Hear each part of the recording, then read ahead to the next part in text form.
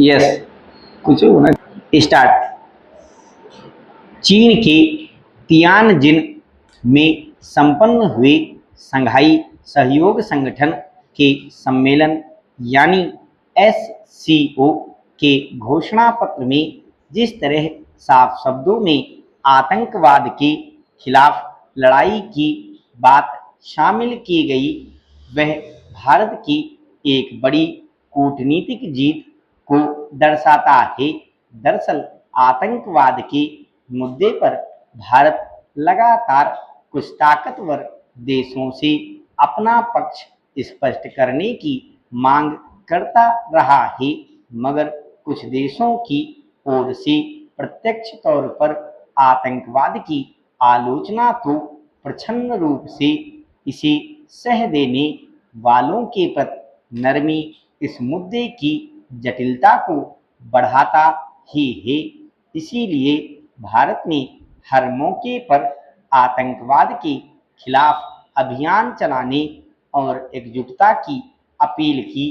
Tianjin में हुए SCO सम्मेलन में भी प्रधानमंत्री नरेंद्र मोदी ने कहा कि भारत पिछले 4 दशकों से आतंकवाद का दंश झेल रहा है। हमें साफ तौर पर और सर्वसम्मत से यह कहना होगा कि आतंकवाद पर कोई भी दोहरा मापदंड स्वीकार्य नहीं है।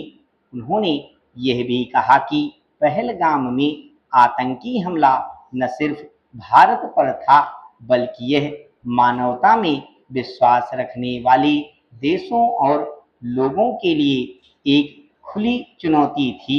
जाहिर है, अब एससीओ के घोषणा पत्र में जिस तरह सभी सदस्य देशों की ओर से पहलगाम में आतंकी हमले की निंदा की गई, वह भारत की चिंता को रेखांकित करती है। घोषणा पत्र में यह भी कहा गया कि ऐसे आतंकी हमलों के दोषियों और उनके मददगारों को न्याय के कटघरे में लाया जाना चाहिए। एक जरूरी पहलू के रूप में इसमें आतंकवादियों की घुसपैठ को खत्म करने का आह्वान किया गया।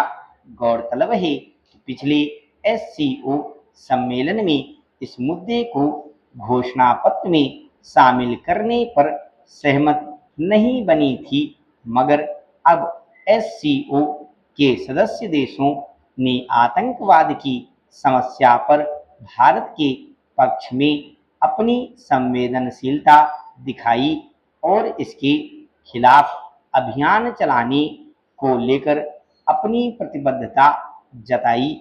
मगर सवाल है कि भारत में पाक आतंकवाद की समस्या के स्रोत के रूप में अगर पाकिस्तान अपनी आदत से बाज नहीं आता है और दूसरी ओर चीन इसकी अनदेखी करता है, तो इसे कैसे देखा जाएगा? यह छिपा तथ्य नहीं है कि पाकिस्तान स्थित ठिकानों से अपनी गतिविधियां संचालित करने वाली आतंकवादी संगठनों को पालने पोसने वाला कौन है। इसके बावजूद चीन कई स्तर पर पाकिस्तान की मदद करता रहा है और इसी वजह से कई बार भारत के लिए बेहद असुविधाजनक स्थिति पैदा हो जाती है।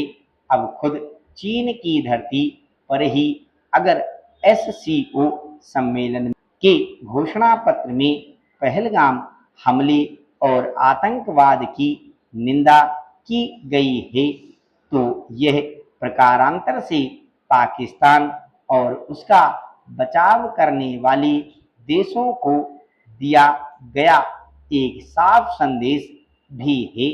तियानजिन में हुए एससीओ सम्मेलन को राष्ट्राध्यक्षों के स्तर पर और घरेलू कूटनीतिक बैठकों में सबसे अहम आयोजनों में से एक माना जा रहा है।